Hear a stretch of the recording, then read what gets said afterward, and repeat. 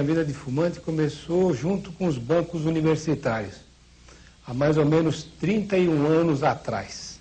Eu fumava 2 maços de cigarro por dia, desde a hora que levantava até a hora de dormir. Tossia muito, de manhã era uma tristeza, tosse prolongada e até umas 10 horas da manhã muita tosse, não tinha olfato praticamente zero, cheiro muito pouco.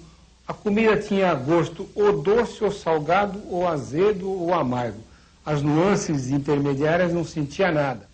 Nós temos observado na prática clínica que um fumante pode levar, em média, 3 vezes mais tempo de tratamento para um processo ulceroso do que um não fumante. E temos observado também que, especialmente naquelas úlceras mais graves, aquelas que sangram, as úlceras hemorrágicas, a incidência num fumante é cerca de 7 vezes maior do que em um não fumante. A segunda área em que a incidência de doenças é muito aumentada nos tabagistas, em termos de tubo digestivo e sistema digestivo como um todo, são os tumores, os cânceres. No esôfago, o fumo é um dos grandes fatores de risco para o câncer. No estômago, da mesma forma, tanto num quanto no outro órgão, em média, 3 vezes mais alta a incidência de cânceres nos fumantes em relação aos não fumantes.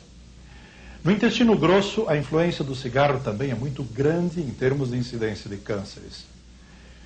Em relação ao pâncreas, alguns estudiosos, alguns cientistas têm chegado a afirmar que o único fator de risco realmente definido para o câncer de pâncreas é o cigarro. E isto é algo muito sério. Os cânceres de pâncreas, via de regra, são descobertos em um estágio bastante avançado e, portanto, tendem sempre a ser fatais. Talvez, em termos da incidência de cânceres no sistema digestivo a partir do cigarro, o dado mais surpreendente seja aquele que diz respeito ao fígado. Estudo de um grande número de pessoas, mais de 1.300.000, conduzido por Hirayama, no Japão, demonstrou que para o fumante de 30 ou mais cigarros ao dia, o risco de contrair um câncer de fígado é tão alto quanto o risco de contrair um câncer de pulmão. Em torno de 6,5 a 7 vezes mais elevado do que o risco para a mesma doença em não fumantes. É válido você deixar de fumar a qualquer altura da vida. Embora seja verdade que em algumas doenças a normalização do risco de quem fumou no passado, de um ex-fumante, comparada com a de um não fumante, só chegue a igualar-se por volta de uns 13 anos depois de cessar o hábito, e é o caso do câncer de pulmão, o lado bom de toda essa questão é que, no primeiro ano de abandono, há um rápido decréscimo do risco, na faixa de 50% para a maior parte das doenças que são influenciadas pelo fumo.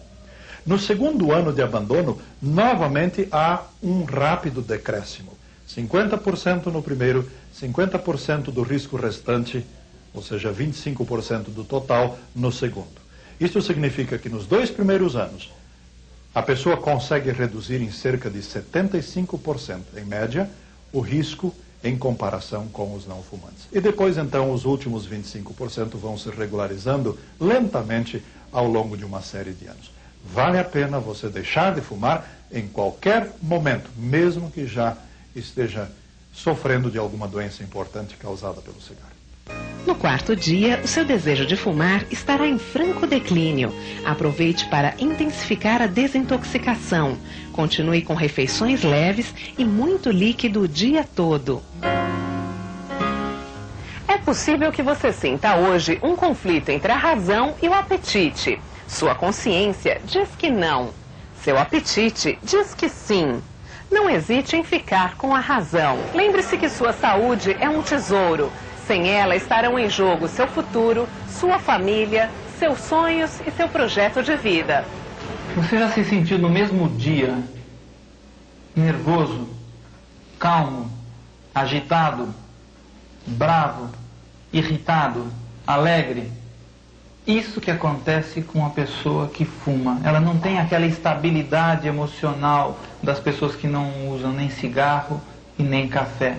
Ele força o cérebro dele a ir lá para cima, ele vai lá para baixo. Ele entra naquela fase de abstinência. A Abstinência, o indivíduo começa a se sentir mal, estranho, ele não sabe o que é. Sem pensar, ele já coloca a mão no bolso e vai puxando um outro cigarro, para sair daquela situação deprimente e voltar lá para cima. O efeito vai passando novamente, o cérebro dele vai entrando em depressão. E ele começa a se sentir mal de novo. Ele que há poucos instantes estava alegre, agora está irritado, está chateado, está triste, sentindo coisas ruins. Depois de um dia inteiro assim, estimulado, deprimido, o indivíduo chega em casa, o cérebro completamente esgotado, ele não tem nada mais para dar. E aquela hora que deveria ser a hora mais gostosa do dia, quando ele vai encontrar aquelas pessoas que o amam, que vai encontrar aquelas pessoas que ele ama, ele chega cansado, extenuado, não está disposto a dar nada, só quer receber. Se nós pudéssemos fazer uma estatística de quantos casais se separam por causa do cigarro, com certeza daria um resultado bastante alto, porque é impossível você estar esgotado e ter condições de dar alguma coisa. E quando vem a criança em casa, está o bebê novinho, os filhos crescendo e os pais fumando. A história do fumante passivo é muito complicada, porque aquela fumaça secundária do cigarro, ela é pior do que aquela fumaça que o indivíduo inala. E isso faz muito mal para a criança. Todos ouviram falar do fumante passivo. As crianças que convivem com fumantes em casa, elas desenvolvem muitos problemas respiratórios, problemas alérgicos, asma brônquica, rinite alérgica. A criança tem com frequência bronquites e pneumonia, vive no médico, vive tomando antibiótico. É bastante complicado o problema do fumante passivo dentro de casa. Essa criança vai ter mais dificuldades na escola. E além de todos os problemas que ela vai enfrentar, fica aquele mau exemplo, não é? Dos pais fumando, possivelmente ela também será um fumante quando crescer. Quando a gente tem um problema e procura um amigo, sabe, desses amigos que ajudam mesmo, que estão sempre presentes, que nos ouvem, parece que o problema fica menor e pode ser resolvido mais facilmente. Eu quero dizer a você que Deus é o maior amigo que você pode ter. Sentar-se ao lado dele e conversar com ele seria uma boa terapia, mais do que isso, uma grande ajuda para você confirmar o desejo, a decisão de deixar de fumar. Sabe como a gente chama isso? Prece, oração.